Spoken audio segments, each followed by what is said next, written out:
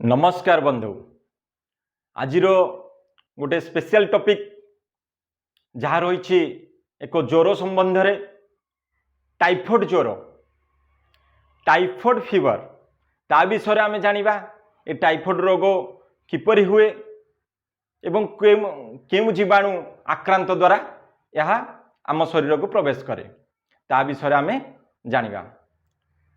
देखंतु स्क्रीन रे गोटे प्रकार देखंतु जीवाणु अच्छी देखंतु से जीवाणु ना है साल्मोनेल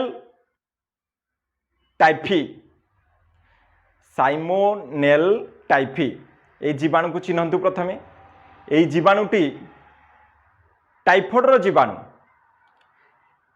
typhoid fever is a serious bacteria infection that easily spread through the contaminate water and food. Typhoid फीवरटा एपरी एक ज्वर जहाँ कि कंटाक्ट रे बैक्टीरिया कंटाक्ट द्वारा या हुए हे बैक्टीरिया कंटाक्ट रे किपरि आसे पानी द्वारा आसे एवं खाइबा द्वारा आसे। ये बैक्टीरियाटा देखंतु आपण साइमोनेल टाइफी ये जीवाणु कहती। ये जीवाणु जेतोले आम जल किमा खाद्य पदार्थ रे संक्रमित होई आमे खाइथिबा किमा पीथिबा पानी ता द्वारा आम शरीर को ये प्रवेश करे एवं आम ठारे ये ज्वर उपरे काम करे ज्वर तापमात्रा बढ़ाए जोटा कि टाइफॉइड इनोबा जे ये टाइफॉइड ज्वर हो गला बोधे मुंड बिंधा एवं काश हेबा पेट व्यथा हेबा एवं यार तार लक्षण एवं पेट तले चमरे गोलापी रंगर फोटका हो जाए आपण स्क्रीन में देखुथिबे एवं 7 दिन जदि जल लगी रहिला तेबे आमे परीक्षा करिबा रक्त रे कोन परीक्षा करिबा डाक्टर को पाखु गले से परीक्षा पाई परामर्श दियंती। से परामर्शटा कोन ओइडल टेस्ट रे आमे जानिबा जे टाइफॉइड रोग होइछि बोली ता द्वारा आमे जदि ओइडल टेस्ट पॉजिटिव आसिला तेबे जानिबा जे टाइफॉइड ज्वर होइछि। ए टाइफॉइड ज्वर ओइडल टेस्ट रे जणा पड़े एवं जदि या द्वारा नेगेटिव जणा पड़े तापरे आमे कल्चर भी करि हबो ब्लड कल्चर होई परिबो यूरिन कल्चर हबो एवं स्टूल कल्चर भी मध्य हबो एवं आजिर नूतन पद्धति रे आईजीएम टेस्ट भी एबे हेउछि जहाँकि ये ज्वर 7 दिन पर्यंत रु अधिका हेले आमे जानिबा जे टाइफॉइड ज्वर हैला बोली। आमे किपरि याठारो संस्पर्श आसिले टाइफॉइड ज्वर होबार कारण हैला जीवाणु जनित ये रोग ये जो आपण देखिले साल्मोनेल टाइफी ये जीवाणुटी जदि संस्पर्श रे आमे आसीथिबा ये कांटेक्ट कोथरे आसे ये कांटेक्ट आसे जल एवं खाद्य पदार्थ द्वारा यही रोगटी व्यापे जल द्वारा आसे एवं खाद्य पदार्थ द्वारा आसे। जो जीवाणुटी जदि आम शरीर प्रवेश करे तेबे आमको ज्वर बहुत मात्रा हुए जहाँकि सकाळु राति जाके ज्वर रही 103-4 ज्वर रुहे। आमे साधारणतः ये ज्वर है माने डाक्तर परामर्श नेबा निहाती दरकार कारण जदि सठिक समय आमे डाक्तर परामर्श नहीं औषध सेवन करिबा तेबे यह ज्वर मुक्ति पाइबा।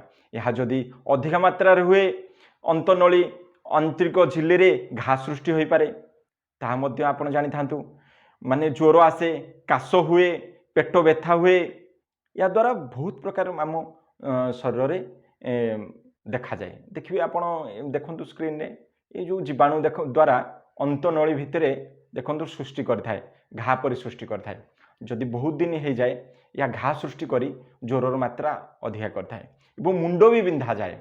ये ज्वर हेले मुंड प्रबल मात्रा रे बंधे से टाइम रे डाक्तर को परामर्श नेबा निहाती आवश्यक। आज ये टॉपिक रे आमे जानले टाइफॉइड ज्वर आमे कोन खाइबा खाइबा पीबा भी आमे टिके रेस्ट्रिक्शन करिबा कोन खाइबा आमे जेतोले टाइफॉइड ज्वर हुए खाइबा बेसी मसला जातीय खाइबानी किंबा बाहर जातीय बाहर जिनस खाइबा नाही गो पानी फुटा पानी पीवा पड़ो फुटा पानी ठंडा करी पीवा हमर आसे जल द्वारा एवं खाद्य पदार्थ द्वारा आसे किपरि आसे जदि जन को देखिए आपण माछी बसी ବସିଥିବା ଖାଦ୍ୟରେ ଆମେ ଯଦି ଖାଇଦେବା ତେବେ ମଧ୍ୟ ଟାଇଫଏଡ୍ ଜ୍ୱର ହୁଏ। କିପରି? ଯେତେବେଳେ ମାଛିଟି ମଳମୂତ୍ର କରିଥିବା କୌଣସି ଟାଇଫଏଡ୍ ରୋଗୀ ପାଖରେ ସଂସ୍ପର୍ଶରେ ଆସି ସେ ଯଦି ଆମ ଖାଦ୍ୟରେ ବସିଥାଏ ତେବେ ଆମ ଶରୀରକୁ ମଧ୍ୟ ଏ ଜୀବାଣୁ ପ୍ରବେଶ କରେ। याठारू आमे रक्षा केमिति पाइबा? जदि जणको टाइफॉइड ज्वर हैला ताठारू आमे केमिति रक्षा पाइबा? साधारणतः आमे डाक्तरଙ୍କ परामर्श नेबा एवं डाक्तरଙ୍କ परामर्श नै औषध सेवन करिबा, जहाँकि 7 दिन पर्यंत मध्य औषध अछि। मु आ गोटे टॉपिक रे ता औषध विषय मध्य डिस्कशन करिवि।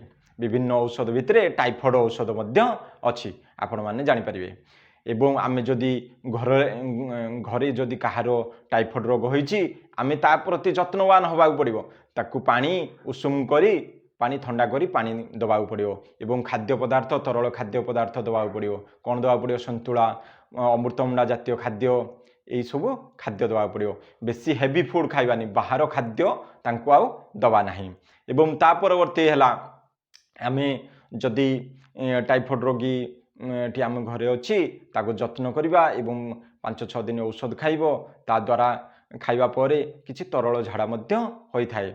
एई जीवाणुटी झाड़ा आकार एवं परिस्रा आकार मध्य बाहर जाए किछि दिन परे, जहा द्वारा आमे भी मध्य आरोग्य लाभ करिया। एवं किछि घरोई उपाय भी आमे अवलंबन करि परिया। गिलोई खाइबा, गिलोई आपण जानुथिबे, गिलोई जोडा गुगुची कहंती, ता पत्र आमे बाटिकिन मध्य टिके टिके सेवन करि परिबा। एवं तत्सहित आमे दही टिके टिके मध्य खाइले या ठारू मध्य उपशम हो पारिबो। आजिर टॉपिक रे पढ़ी जाए सेतिबाई टिके सतर्क रहिबे। एवं जहाकू आम घर भितर जदि टाइफॉइड ज्वर हुए ताकू हेला करिवेनी, डाक्तर परामर्श नेबे एवं सठिक समय रे जदि आमे तार औषध अछि एवं इंजेक्शन अछि एवं इंजेक्शन द्वारा सालाइन द्वारा आमे यार आरोग्य पाई परिबा। आज टॉपिक रे आमे जानले टाइफॉइड विषय मु आकु यार विभिन्न औषध विषय मध्य ए टॉपिक मानकरे कहबी। आपण देखुथिबे ता भितरे भी मध्य औषध विषय मु कहबी। आज टॉपिक टी आपन केमिति लागिछि? जदि भल लागिछि आपण लाइक करिवे एवं मो चैनल टी के सब्सक्राइब करिवे। धन्यवाद, नमस्कार।